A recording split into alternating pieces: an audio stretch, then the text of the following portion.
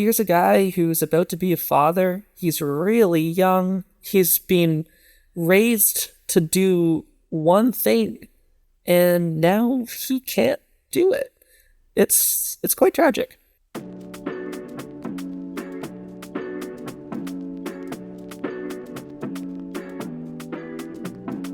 Hello and welcome. I'm your host, William Liu. You are listening to the Hello and Welcome podcast. And of course, everyone knows on this show, we talk about the Toronto Raptors.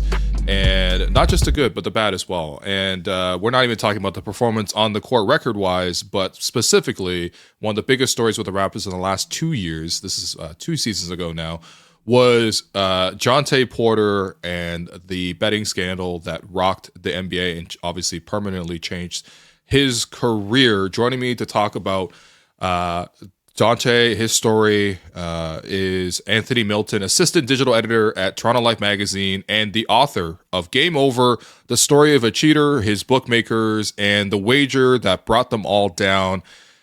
You can read this story in Toronto Life magazine, and of course you can read it digitally as well. It's released this week. Anthony, you wrote the story on this. How are you doing? I'm doing great. Thanks for having me. Yeah, thanks for coming on. I know this can be a little bit of a difficult topic to talk about, but I think it's also pretty important in this specific context. I want to know, just from the start maybe, where did the idea come about in terms of getting the assignment to write on about Jontay? Yeah, so this came from my editor-in-chief, and the idea was we knew that this story had been out in the ether for a while, like almost a year by the time I had started writing about it. But it had really come in bits and scraps, and that often happens in magazine writing. You know, the daily news will do a great job at like getting all the individual updates of a certain case, but no one will really sit down and string them all together and get the full view. And so we decided it was time to do that for Jontay Porter, and we did. So I think most people have heard and understand sort of roughly what happened with Jontay, but I do agree with you because getting a sense of sort of his background, sort of his journey towards, ultimately making one of the cardinal sins of sports, I think really illustrates sort of, and I think really tells the journey of sort of how it sort of came about. And that's kind of what I wanted to talk to you about first and foremost. Before we even get into it too, when you're doing a story like this, I think there does probably require a level of access and response. And I did wonder, what type of access or response did you get from the Toronto Raptors, from the NBA at large, from Jontay Porter's lawyers, from the other people involved in the story? What type of access and response did they give you for this piece? Pretty much nothing. And it wasn't for lack of trying. I mean, we did reach out to all of the people that you mentioned there, his family as well. And they declined to comment or else did not get back to us. That was understandable. I mean, the story had been out in the open for a very long time now. However, that didn't mean there was nothing for us to go on. One of the big things with this was that Porter and his co-conspirators, the people he worked with on the bets, and most of them have pled guilty, and they're going through court in New York, in the US. And when that happens, there's a treasure trove of information that comes out because court records are public, and you can see them online. So we were able to read through the FBI's investigation, or at least what the FBI provided to the court about their investigation, that showed all the allegations against these folks. And as of now, 4 out of the 5, including Jontay himself, have pled guilty, which means that these accusations are, in a sense, endorsed and proven. And so there was that side of the story, that for what they did wrong, for the betting scandal itself, lots and lots of details are out there in the open for us to find. And in fact, for you to find. You can go on the U.S. court record sites, Pacer, and read them for yourself if you like. Right. The other part of the story is Jontay's life and upbringing. And we were fortunate in that before the betting scandal, Jontay was a fairly public person. He was from a relatively, well-known basketball family. He and his brother Michael Jr. were making big waves, as early as their first years of high school, and that got reported. And they were doing profiles and going on podcasts and all this stuff. So there's lots and lots of information about Porter out there. You just have to look for it. And so I did. Yeah, I think that's actually a great place to start because we will obviously get to the point where the betting comes into focus. But I think with a piece like what you wrote here, it illustrates sort of maybe even a path to how does a player get to the point where they are sort of, working with co-conspirators, and obviously, placing illegal parlays. But I wanted to start with Jontay's background a little bit because I guess the question I wanted to ask you was, were there early signs that he loved to gamble? And if so, can you sort of trace that path from before he entered the league to ultimately the point where I guess he exited the league? Yeah, there were, and that's one of the fascinating parts of the story, in my opinion. So even as a high schooler, Porter was quite interested in business. In a profile from The Ringer back in 2019, he talked about like repairing kids' iPhones for like $100 for a $30 investment on his part. So he had an early talent for multiplying money, and that soon got him into Bitcoin. And this was in the early days of Bitcoin when it was very volatile and also actually not that hard to get into. And he made a very, very fortunate investment in Bitcoin as a young kid. That was enough money to buy him a car and a laptop. And so he remained interested in cryptocurrencies by the looks of it for, his adult life up until now. And to the extent that he actually ran like a cryptocurrency swing trading Discord server with some other people that also soon branched out into day trading, like on apps like Robinhood. And those things, they're a hop, a skip, and a jump away from gambling itself, right? You're betting that an investment that you make on a very volatile stock or coin will suddenly jump up in the future. And yeah, there's some real world fundamentals at play, but there's also a lot of chance. Mm-hmm. And I think that interest of his seemed to have blossomed into an interest in sports betting. So I think one thing that was a little eye-opening, because quite frankly, I'm just not in any of these circles or anywhere close to these circles, but he did have a Twitter account at TayTrades11, and there's also a trading Discord where they were able to sort of in this forum offer sort of advice. I think at one point Jontay was even trying to sort of sell the benefits of his, let's say, financial insight on this Discord. How deep into this did you get, and sort of what can you explain to me about sort of this type of culture? I looked through all of his posts on the Discord, and it's funny because I don't know, does the word Wall Street bets mean anything to you? Do you remember that whole Reddit saga? Sure, yes, that's right. I think GameStop, but that's all I remember from this. Yeah. Yeah, exactly. It reminded me a lot of that. The kind of sort of like, I don't know, very bro-y kind of cheering on of risky bets and risky plays on the stock market, though, with the sort of veneer of legitimacy because, hey, this is Wall Street, and it's got the sort of, I'm going to be a rich businessman sheen to it. That was the culture that I saw on that Discord server, and that seemed to be the culture that Jontay was swimming in. I think of him posting like King Diamond Hand Tay at one point after one of his investments really took off. And that is that kind of discourse, right? That's the kind of stuff you'd see on Wall Street bets. And so I think he started to fall into that culture. And to his credit, it looks like he made a lot of money off of it for a time. Yeah, I you know what?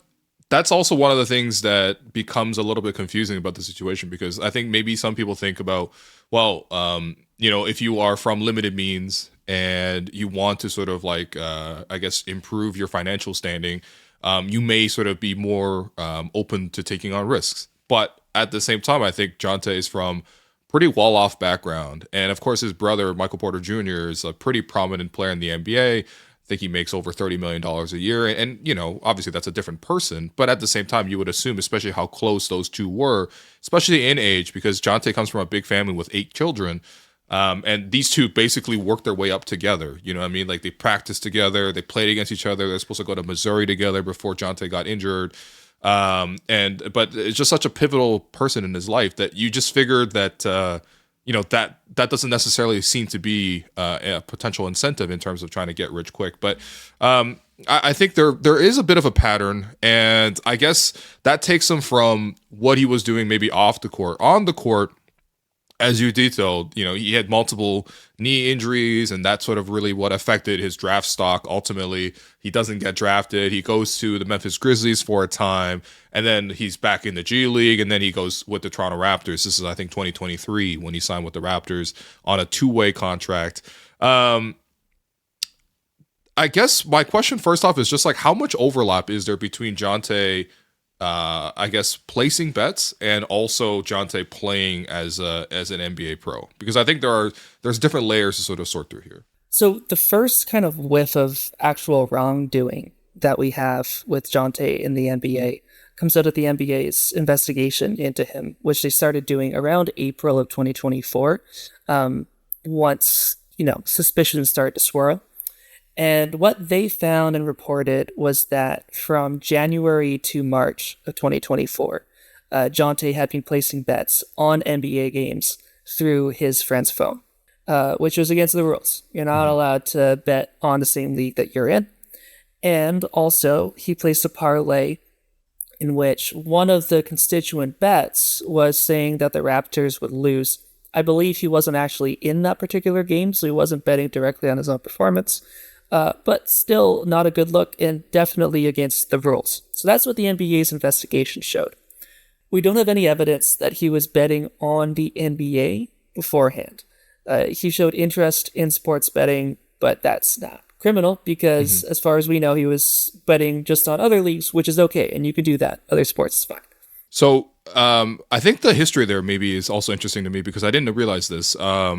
He was considered a VIP for one of the sports books that he was active in. Again, this is during a period where he wasn't in the NBA or he's in the G League, and I guess he wasn't technically betting on the NBA games potentially. But can you maybe explain, maybe even in your research, like sort of how these VIPs work and how sort of this like process came to sort of involve Jontay as one of those VIPs? Yeah, so we spoke to an insider who used to work in the sports gambling space, who will remain anonymous.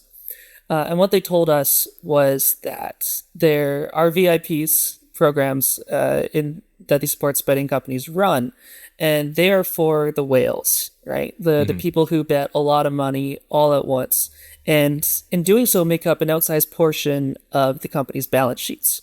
So they are important to look after. And so what the companies do is they assign them dedicated account representatives who are just there to make their lives real nice and to encourage them to keep on coming back.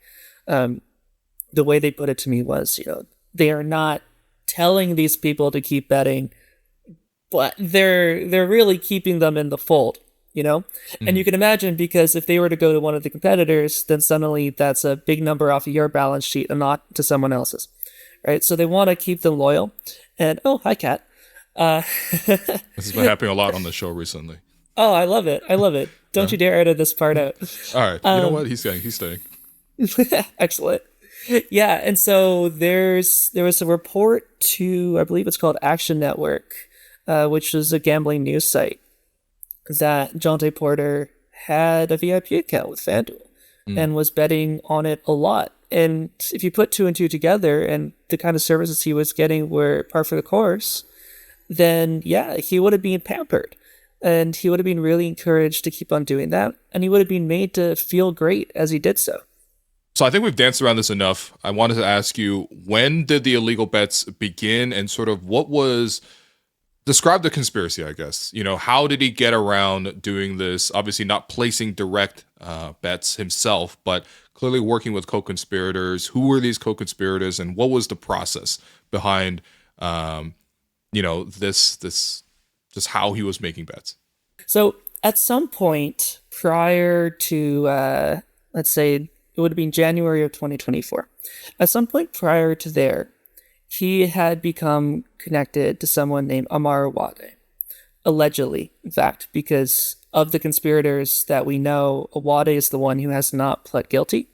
So we have to put an allegedly in front of his name pretty much at all times. So there was allegedly Awade. The other people who have pled guilty, in addition to Porter, for being co-conspirators, were a series of men called Timothy McCormack, Mahmoud Molla, Long Phi Pham, and yeah, that's them. And so they would all be in the same Telegram group chat, and Porter would text them and Mhm. say, "Hey, I'm about to, I'm going to tell them that my eye's killing me, or I'm going to tell them that I got indigestion, and I'm going to take myself out of this game." And like clockwork, these guys would put a whole bunch of underbets on his performance, and they would win money. Okay. For people, a couple follow up questions. What is Telegram? Because I don't think this is a popular app. This is like a very Yeah, specific use app, right? it's a very specific use app. Yeah, so it's an app that when you send messages, they disappear, and it claims to be encrypted and a very secure way of sending, things that you wouldn't want other people or Mhm. perhaps law enforcement to find. Now, in the court documents, there are loads of texts between these guys that are Okay. exposed, and you can go read. So clearly, Telegram did not do what they thought Telegram did. There's also one alleged exchange between Awade and Porter, which is odd because prosecutors say that in this text, Awade said, "Screenshot this" to Porter. Like he told Porter, take a screenshot of this text I'm sending you. Me, Amar Awade, born on this date, am forcing you to do this. And then Porter would text back and say, "Yup, I'm gonna do this special for you tonight. And if I don't do that, you're gonna come up to Toronto and beat me up." Oh wow. And so it was like a deal based on like mutual culpability, screenshotted. So they both had this mutually incriminating evidence. And I'll repeat again, Porter's pled guilty, Awade is not. Okay. Um, I guess this kind of gets the idea of like the and I don't. I'm pardon me if I'm wrong about this, but I don't think the piece necessarily touches so much on what specific motive Jontay had with this. So I would like to ask, in your thinking, in your finding, even in the courts, what is I guess Jontay's motivation or multiple motivations behind this? Like, is this he needed money and turned to a bookie? Is this he's being pressured into doing this through some sort of relationship that we don't fully understand? I would just like to know the motivations because I think that's the part that's also quite confusing to people who have followed his career. Yeah, definitely. So the court documents say that he had amassed large gambling debts to Awade. That's what the prosecution says. Okay. And Porter's own defense echoes a similar thing and says that he was a gambling addict. Um, and so that looks to be the most likely scenario, that somehow Porter had found himself in debt to Awade. And it also says others. Mm-hmm. So it might not just be him. It doesn't specify who else it would have been. Um, what I think personally is that if he had been using someone else's phone to place bets, that would have meant that he'd probably also be using their bank account because that goes through the same account that they would have on FanDuel or DraftKings or whatever, and that means that if his bets didn't hit, then he would owe that person money, and that person would also have severe leverage over him because they would know that he broke the rules. Mm-hmm. And the gambling insider who we spoke to said that that's a very common way for athletes to get into trouble. They'll do one small innocuous bet and fix a match in a very small way, but then whoever set them up to do that will have leverage over them forever because that little infraction can be enough to carry such a high consequence Mm-hmm. that they will then do whatever they say, and then suddenly they're screwed.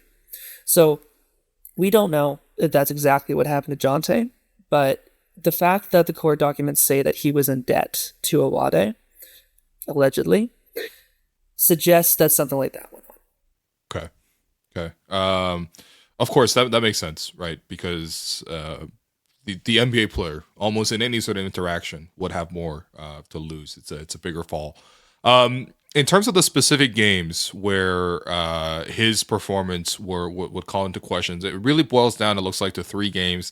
There's a game against the Memphis Grizzlies, a game against the LA Clippers, and a game in March against the Sacramento Kings. What were the specific things that happened in those three games that sort of led to eventually not only the league, the NBA, but also bookmakers, FanDuel and DraftKings, figuring out this pattern of suspicious betting. Yeah. So on January 22nd, Porter played a game and he complained of getting hurt in the eye.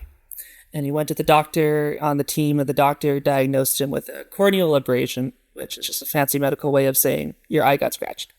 So he's got a scratched eye, and he says it hurts, but he doesn't get himself put on the NBA injury list, which means he can keep playing. And also it means that there's no data blast that goes out and alerts the sports betting guys that this guy's going to have, worse performance. So it doesn't affect his odds. Nothing weird other than that happens on January 22nd, as far as the court documents show. What the weird things that are happening is on January 26th, a few days later, where he's playing and then he texts his buddies and he says, all right, I'm going to tell them that my eye is killing me and I'm going to go off. And sure enough, I actually watched back the footage of that game, and you could see him after the first walking to the bench, pointing at his eye. And from then on, he's benched for the rest of that game. And that was the scheme. He told his buddies that he was going to do that, and then he did. And they put a whole bunch of under bets on them, and those bets hit, and they were guaranteed to. So that's that game. Then there's a fair few weeks in which the court documents don't mention anything. All of February and most of March goes by, and nothing is alleged. And then on March 20th, there's another game.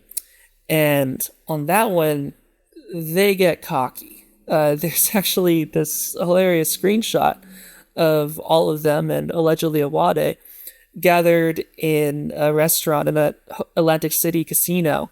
And I think we've got that image. Yeah, there they all are. So yeah, going around the table clockwise, that's allegedly Awade on the left, and then Pham, McCormack, and Mola. And the court documents have just these brilliant details where it's they watched Mola go up to a teller with a party bag full of cash and deposited all in his account. And then right after that, he places an $80,000 bet on Porter doing worse on just about every single metric that he could possibly do, which is ridiculous. That is an absurd bet. There's no way one would bet $80,000 on a mid-tier, mostly benched, often injured player suddenly doing worse on everything. But Jontay had tipped them off again, and he said, I'm going to complain of indigestion, which he had been doing for a few days beforehand, even to his family, apparently. And so he did. And first, around, midway through, I think, the first period, he sits down and he does not get back up.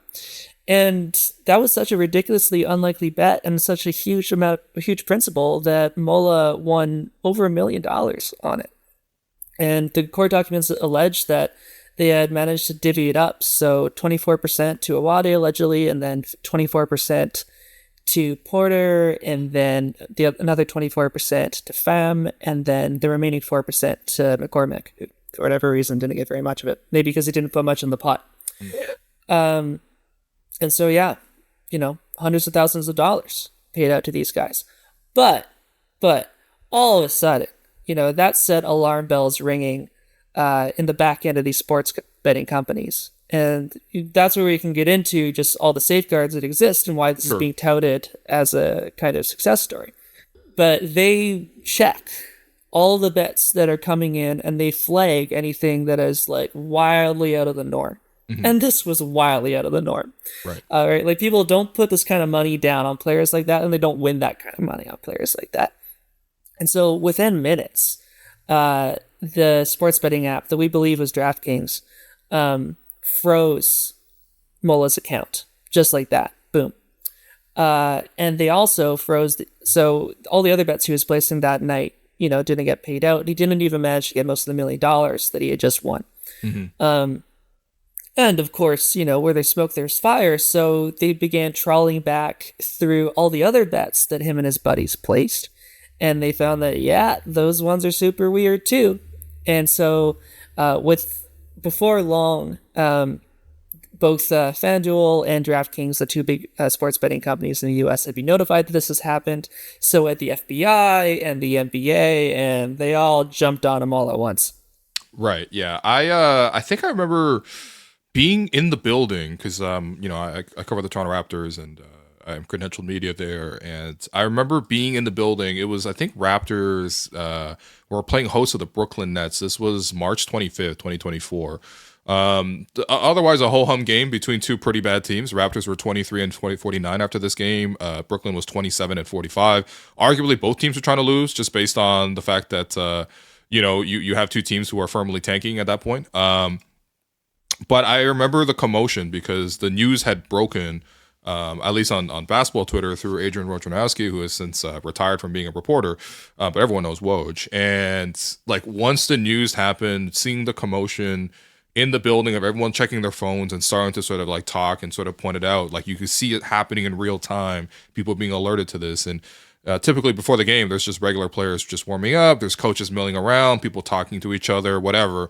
And the scene there that day was just like, very unusual. You saw basically all the warm-ups shut down on the Raptors side. People sort of gathered together, and there was obviously not just a PR disaster, but I think more than anything else, people were really trying to protect themselves because this was genuinely really confusing to his teammates, to the rest of his coaches, to everyone involved. Because again, I want to be very clear that in all of the sort of court documents, like this does not seem to involve the Toronto Raptors, other than just as a simple employer of Jontay and sort of the actions that took place here.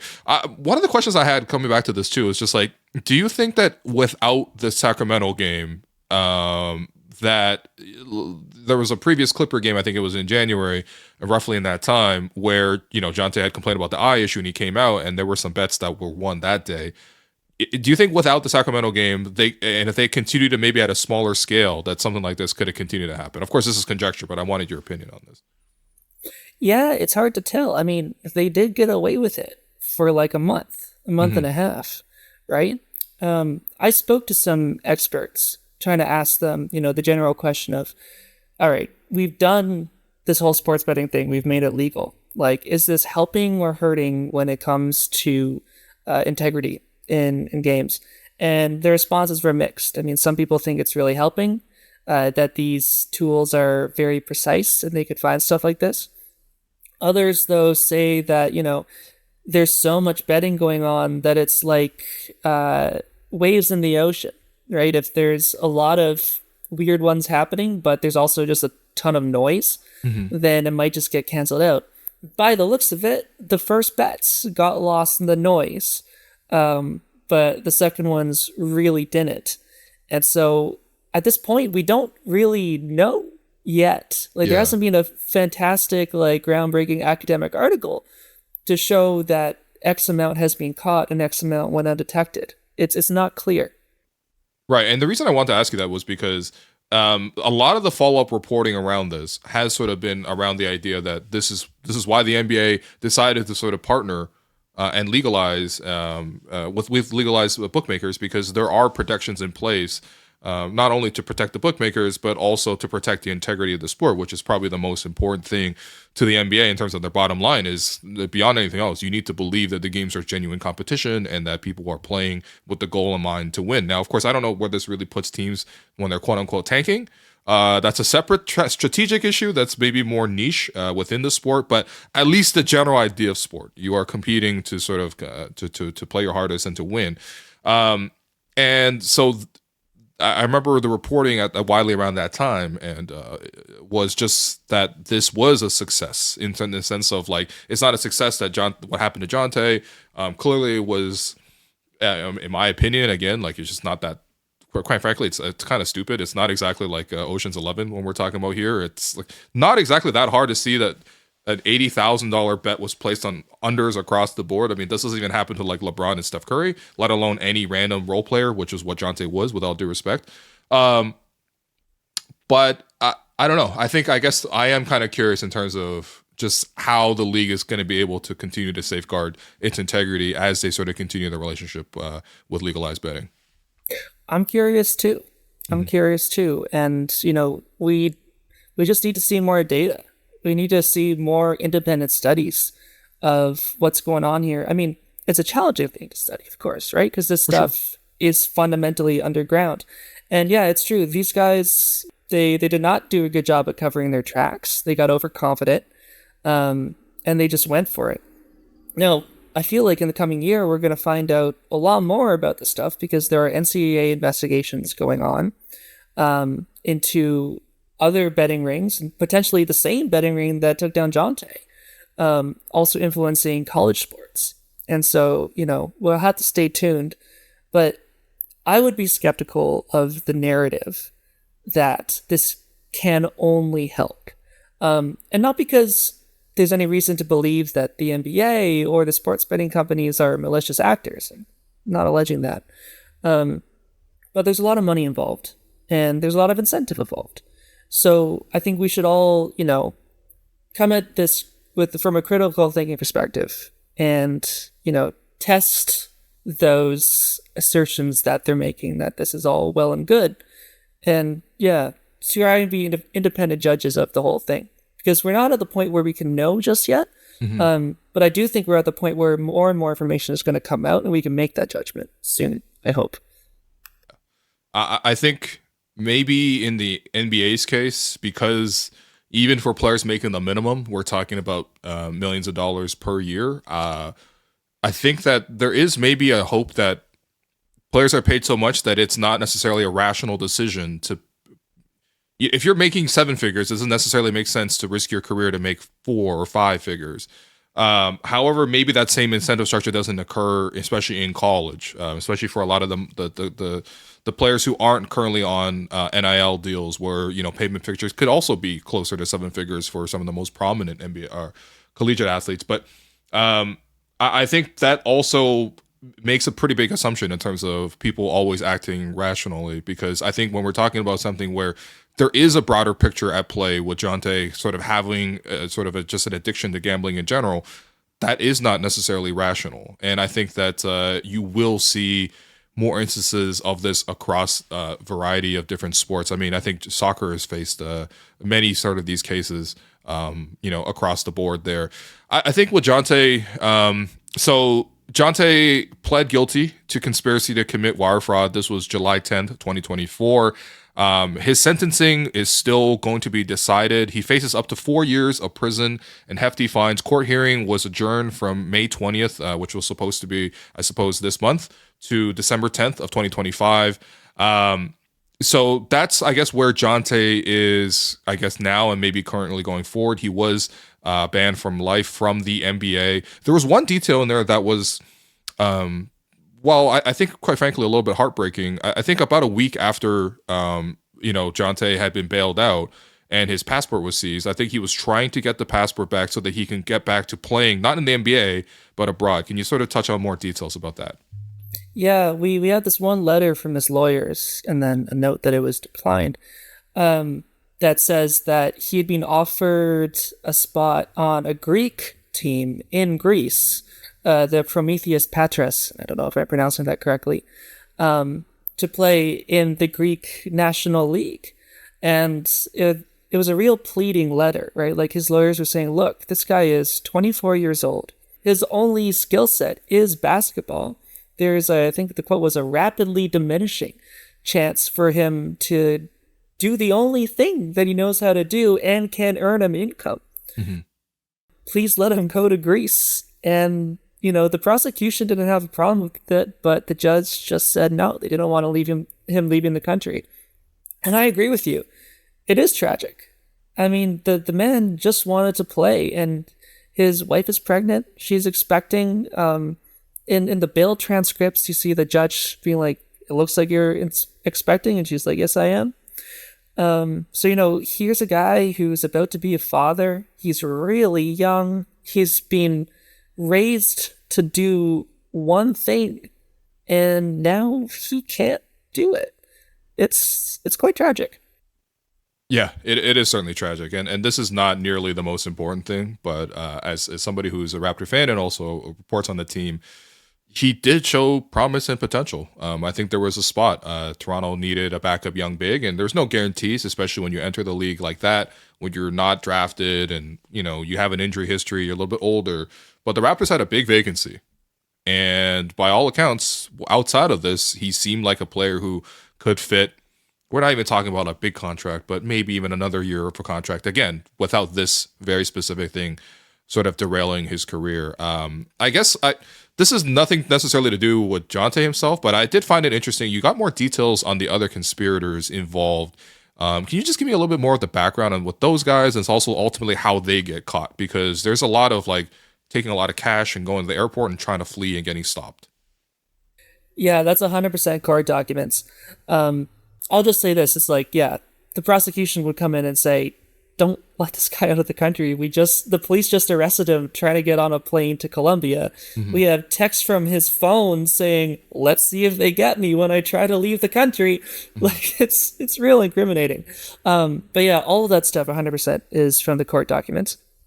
Yeah, I think there was one text that was from Jontay sent to the group, which was, I think I might just get hit with the Rico, which is a reference to a popular song with Meek Mill and Drake entitled Rico. And I don't know if you should earnestly use that phrase when you might actually be hit with the Rico. But yeah, it's a tragic situation all around. I think that this might not be an isolated case. I think that there is maybe something looking into Terry Rozier, who now plays for the Miami Heat, but used to play for the Charlotte Hornets, involving potentially a suspicious game that took place. Apparently the NBA, I guess, has cleared the investigation themselves. They looked into it, but they cleared it. But of course, there's maybe bigger investigations at large. But I do have a feeling that this probably will not be an isolated story, the case of Jontay. And yeah, I mean, the specific details, I think you did a great job of covering over at Toronto Life, the entire process. You really get into his background of as a person, how he grew up, his background in basketball, but also his background in terms of making progressively larger and riskier bets, and ultimately the last bet that was not able to even be cashed because it was illegal. So Anthony, thank you so much for your time, first and foremost. And what would you like to leave the audience with as we close here? I would just tell them to keep paying attention, keep looking at the investigations that come out, because by the looks of it, we're about to learn some more. I don't have any inside information that I can give out or anything like that, even if I had it. But yeah, these investigations are underway, and there's a lot of money in sports betting now. And there's a lot of incentives for these guys to say that everything is hunky-dory and it's working. And maybe it is, but also maybe it isn't. So let's exercise our own judgment. And if you're into sports betting, be real careful. Remember, it's a way to lose money, not make it. There you go. Okay, Anthony, thank you so much for your time. Again, the story is out now. Game Over, the story of a cheater, his bookmakers, and the wager that brought them all down. I think it's a great way to sort of close out at least this specific and very strange and unfortunate chapter of a former Raptors player in Jontay Porter. But thanks everyone for listening. This has been the Hello and Welcome podcast, and we'll catch you on the next episode.